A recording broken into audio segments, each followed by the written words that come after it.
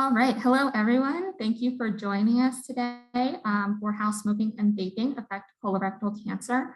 This is the second in our colorectal cancer awareness series, and it is brought to you with a partnership between the library and the health department. So a big thank you to them for partnering with us for this series. Just a few housekeeping things before we get started. The class is going to be recorded, so you will have access to the recording afterwards, as well as the slides and links mentioned throughout the presentation. They will be emailed out. So if you miss anything, don't worry, all the information is going to get to you. All right, so as I said before, this is our second in our series. If you're interested in checking out the first one, it was on colorectal cancer screenings. That recording is available on our YouTube channel. It's just youtube.com/Howard County Library. And we'll put a link to that in the chat so you can have access to that.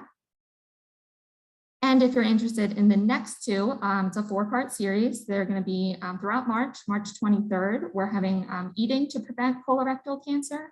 And on March 30th, the immunity boost of exercise. Registration for that is available. The link is going to be in the chat and we'll mention it a little later too. All right, and as I said before, this is brought to us with a partnership from the health department. So I'm going to introduce our presenters for today. First up is Dulcinia Rubio. She is a tobacco cessation facilitator for the Tobacco Control Program at the Howard County Health Department. Her area of study is public health with a concentration in population health services. She works to address the barriers experienced by Howard County residents in an effort to increase health equity. And also joining her is Natalie Hall. She is a community health educator with the Howard County Health Department. She's been working for the department for 4 years and spends her time finding ways to bring important health information to residents of Howard County and working on the CAREAPP, which you'll hear about a little later in the presentation. So with that, I'm going to turn it over to Natalie and she can get us started. Hi, everyone. Thank you, Becky. Thank you, everyone, for joining us for session 2 of Colorectal Cancer Awareness webinar series. Today, we are going to discuss how smoking and vaping affect colorectal cancer. I would like to start with a brief overview of colorectal cancer for those that were not able to make last Wednesday's webinar. So colorectal cancer is referring to the cancer that begins in the colon or rectum. And it starts with a precancerous growth called a polyp that over time becomes cancerous. Not all polyps, however, become cancer. So here we have an image. You'll see the colon, or also known as the large intestine, shown in a bright pink. And this, our large intestine surrounds our small intestine, which is the light pink area. And the small image on the right is what a polyp would look like inside of our colon. And you'll see there's a larger polyp there and a very small over to the left polyp as well. So colorectal cancer is something that we try to address throughout the year. And it's kind of the question of why. Why do we discuss colorectal cancer? Why is this a cancer that we focus on? And colorectal cancer is the second leading cause of cancer deaths in the United States. And you can see by the image that it affects men more than women. So what you're looking at is the death rate of, the death rate by race, ethnicity, and sex in the United States. And again, colorectal cancer does affect more men than it does women. It also disproportionately affects the Black community. The rates of colorectal cancer are higher in Blacks than any racial ethnic group in the United States. And according to the American Cancer Society, African Americans are about 20% more likely to get colorectal cancer and about 40% more likely to die from it than any other group. So as the health department, this is the type of data that we use to find ways to increase health equity. Presentations like this, partnerships with community organizations, and investing in colorectal cancer programs are just some of the ways that the health department works to decrease the deaths related to colorectal cancer.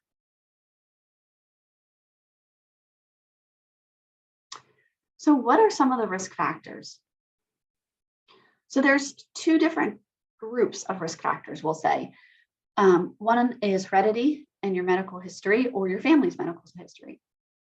So for instance, if your family or yourself, you have a history of polyps, colorectal cancer, or other types of cancer, you're at a higher risk of developing colorectal cancer. Being African-American or Jewish or Eastern European descent also increases your risk. Having a inflammatory bowel disease such as Crohn's, also genetic syndromes or diabetes. And one thing that I think most of us would like to change that we're not able to change is our age. So actually in May of 2021, the United States Preventive Services Task Force issued new recommendations stating that the age of the average risk, people with average risk should be screened at 45. It was previously 50. So what brought around this change? Quite honestly, it was data. So data had shown that the number of people 45 to 50 who were diagnosed with colorectal cancer had been increasing. So it was estimated that in 2020, 17,930 individuals younger than the age of 50 would be diagnosed with colorectal cancer. Just to paint a clearer picture for you, that's the equivalent of 49 new cases per day. And those are, again, the people with between 45 and 50 years age. So that other group, that other category of behavior of risks are behaviors, which are things that we can control. These are things that we can change. So for instance, your physical inactivity, being overweight, and if you think about it, those go hand in hand.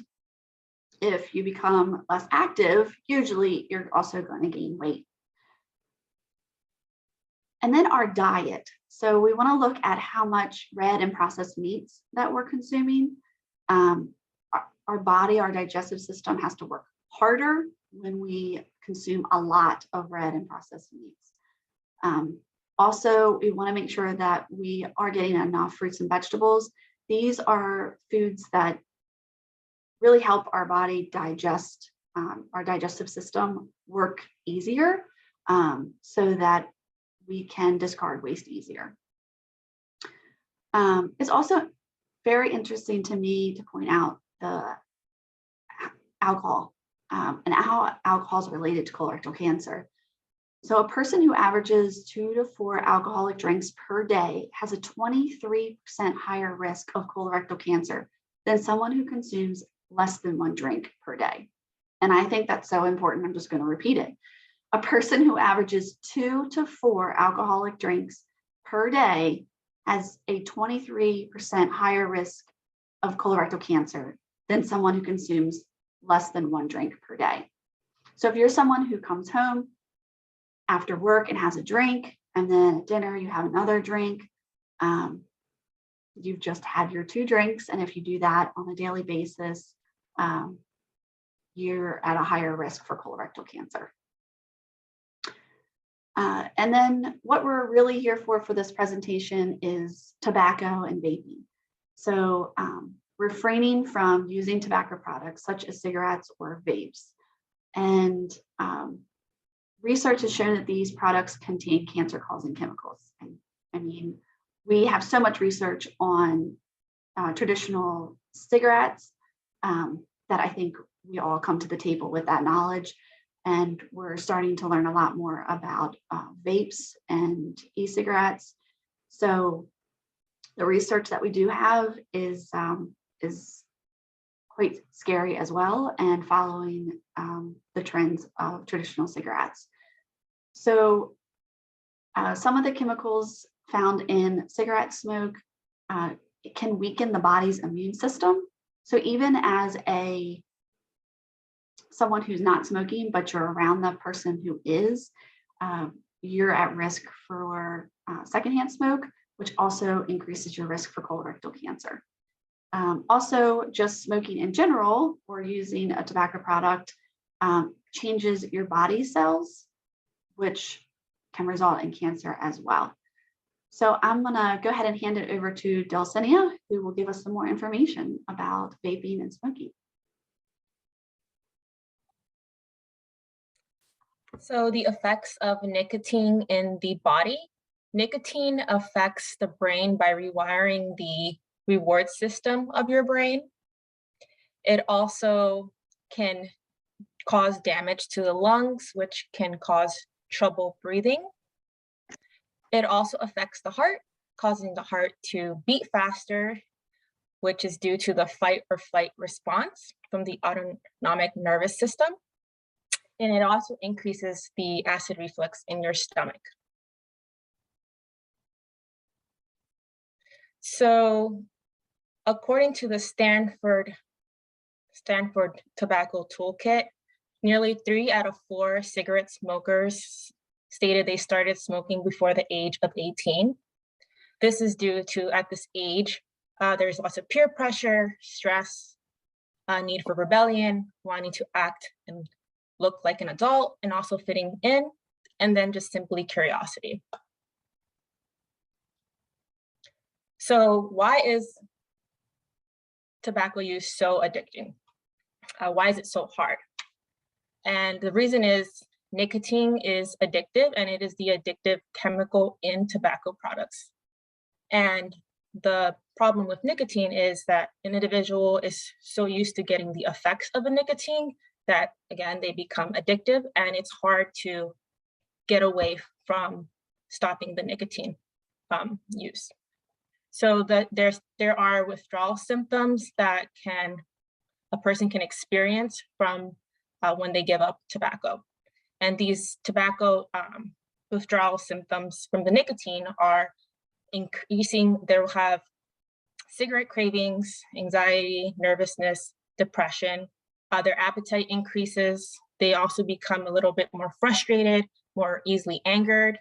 They can have restlessness, insomnia at night, which is trouble sleeping, also headaches, difficulty concentrating, fatigue, depression, and also they could feel as they can have a constipated stomach or upset stomach.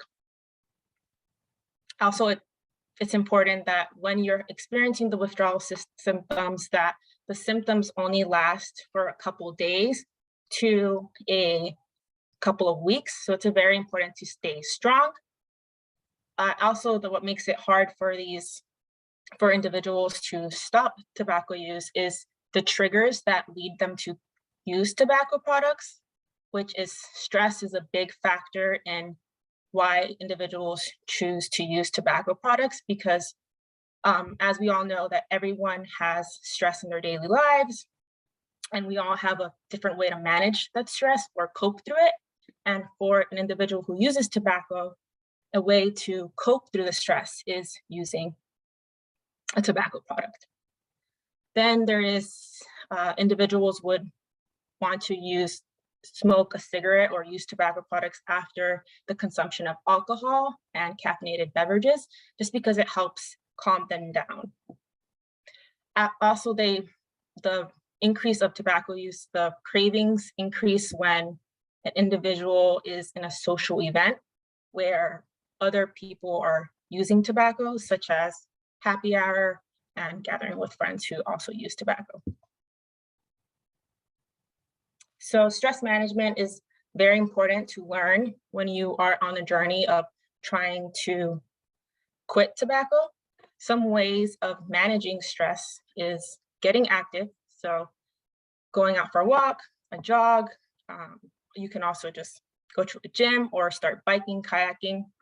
Having a healthy diet, just having a healthy diet in general can help increase the mood to feel better. Then there is positive self-talk. So words of affirmation is very important, because giving yourself a self-talk every morning, telling yourself something good to yourself would help you stay positive and optimistic throughout the day. I personally, when I'm having, let's say, a stressful week, I like to have different quotes throughout the day or week to keep me positive and giving me that self-talk. Then there's also practicing mindfulness. So some ways that we can practice mindfulness is going to yoga. You could also go for a nature walk. You can also try deep breathing exercises. And those are all ways to try to recenter yourself and get your mind away from the stress.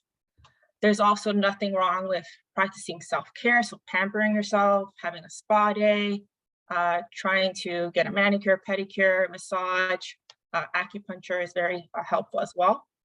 And the good thing about quitting is that you save lots of money. So when an individual saves that money, you can use it towards trying to use one of these stress management techniques. I also had one of my individuals from one of my cessation groups currently, he has actually gone 5 months without smoking. And he personally told the group, he said he has saved about $1,500 from 5 months of not smoking, which is really good. And this person is very, the good thing about this person in this group is that he likes to just help others in ways that he shares his journey and what he's experienced, and it makes everyone else in the group want to think about quitting the smoking. And saving the money is a big reason why a lot of the individuals in that group are now more interested in learning to quit. So how to make a quit plan? So first, a person has to be willing to quit. You can't just try to quit smoking without having that internal willpower in oneself. Also, then after that person is willing to quit, it is then important to make an actual quit date, which doesn't have to be right away, but anything that makes the person feel realistic to them. Then there is getting support piece. So you can go to a tobacco cessation course, you can use your peers, family members, friends, any individual that you feel that could be a support to you when you're quitting tobacco. Also learning new skills, so having new hobbies. So like I said, there's yoga, you can go get active, you can try journaling. So there's lots of different skills a person can learn to help them get away from the triggers that are leading them to use a tobacco product. The important thing to keep in mind is that you want to avoid anything that's going to cause you to have that trigger. So if you know that this skill that you're trying to do involves that trigger, it's best to just avoid it and try something that doesn't have that trigger. So then getting into nicotine replacement therapy, there are lots of different forms of it, and it can be from gum to patches. You can find them at a pharmacy, and you can also get them from your provider, also the local health department. There's also, last but not least, you also have to keep in mind that it is important to keep in mind that being prepared to relapse. Not every person who stops smoking tobacco can stop easily right away, and relapse is common. So it's important to just stay strong, and it is not an easy journey to quitting tobacco. And one thing I like to keep in mind is like just a scenario to think about quitting is, for instance, when someone starts riding a bike or a child starts riding a bike. They know that when a child starts riding a bike, they're going to fall. And it can hurt. There's going to be lots of boo-boos, but then you have to reassure that child, okay, everything's going to be fine. You might fall for a couple times, but the good important thing is to get back on the bike and keep going. Then there's the training wheels, which could be the support system, also the replacement therapy that can assist you to keep the journey going. And then the support, of course, that helps the individual going into their quitting journey. And again, it is a challenge, so it's not easy. So it's very important to understand that quitting smoking tobacco is not easy, and there is most likely going to be a relapse. So now we're going to go over some tobacco resources.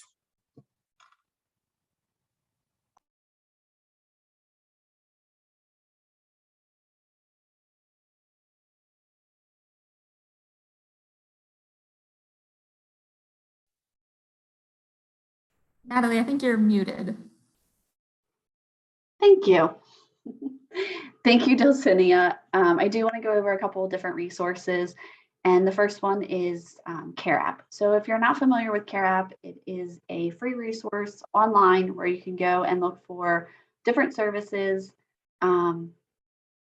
for things like food, housing, your health, and specifically colorectal cancer resources and tobacco quitting resources as well.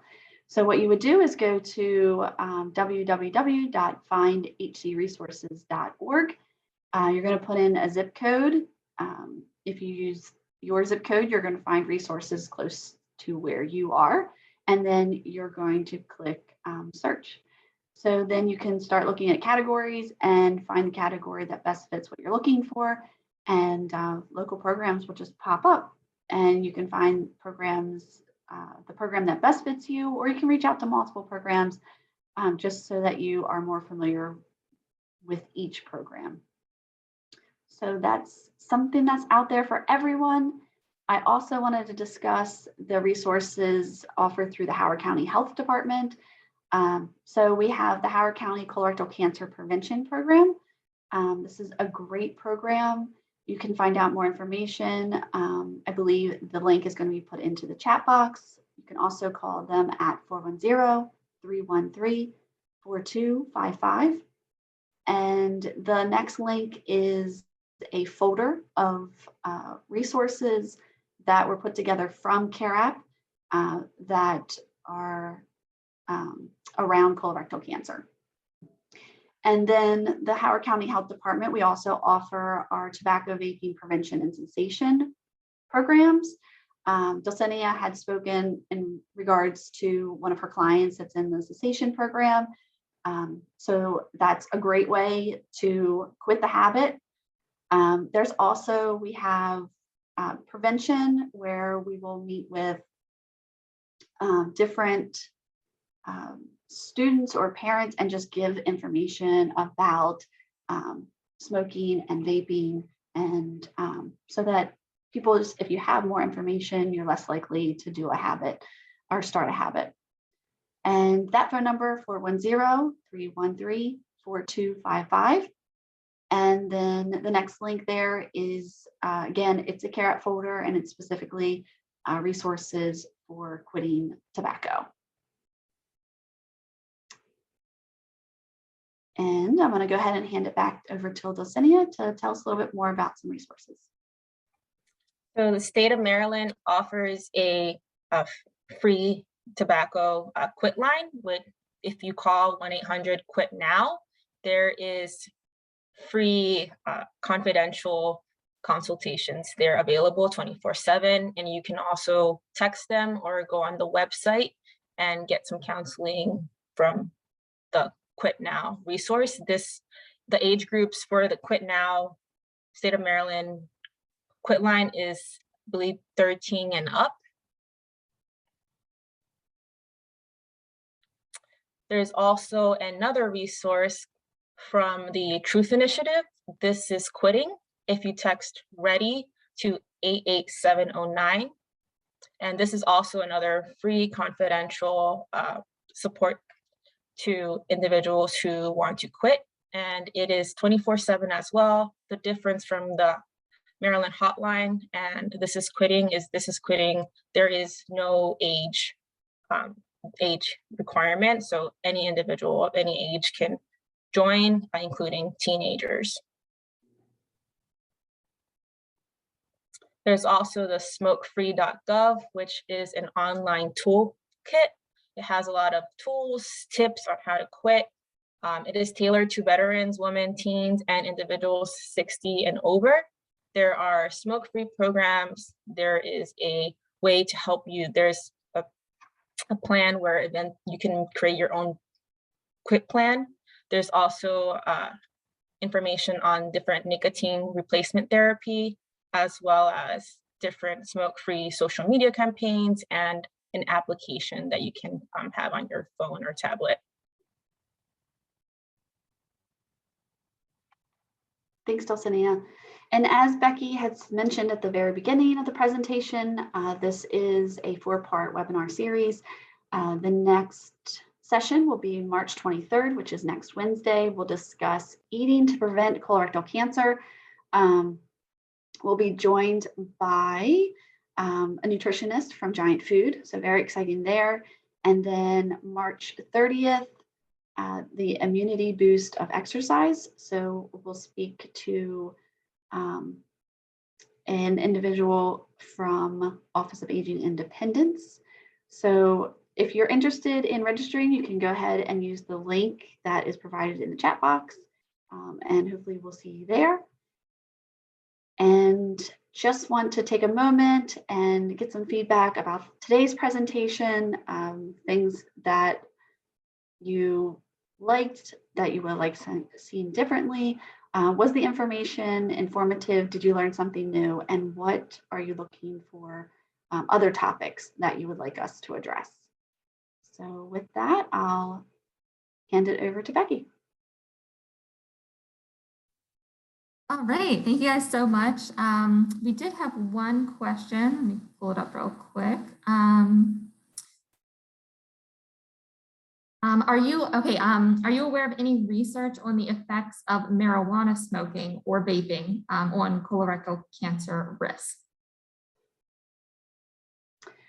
So marijuana research is very interesting because it's far and few between. I don't have the information on marijuana and colorectal cancer, but I could definitely find something. If it exists, again, marijuana is something that's been around for just years, but it's something that is not researched as in depth as tobacco use right now. So I think with the trend of medical marijuana, we may see that change though. Great question. I don't see any other questions. Last call, if you have any, throw them in the chat. But otherwise, oh, I think we may have one. Hold on one second. All right, Dana has her hand raised, so I'm going to unmute you and you can ask your question. So Dana, go ahead. Okay, thank you. So first of all, thank you for the presentation. It's been very informative.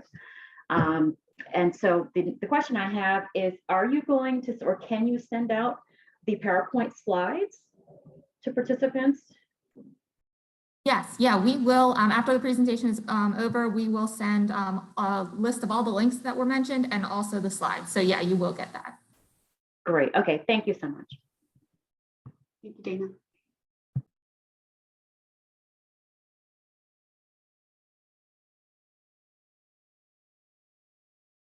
I think that is everything. So yeah, thank you guys so much for joining us. Thank you to the health department for partnering with us, and hopefully we will see all of you next week for our next session. Thank you, Becky.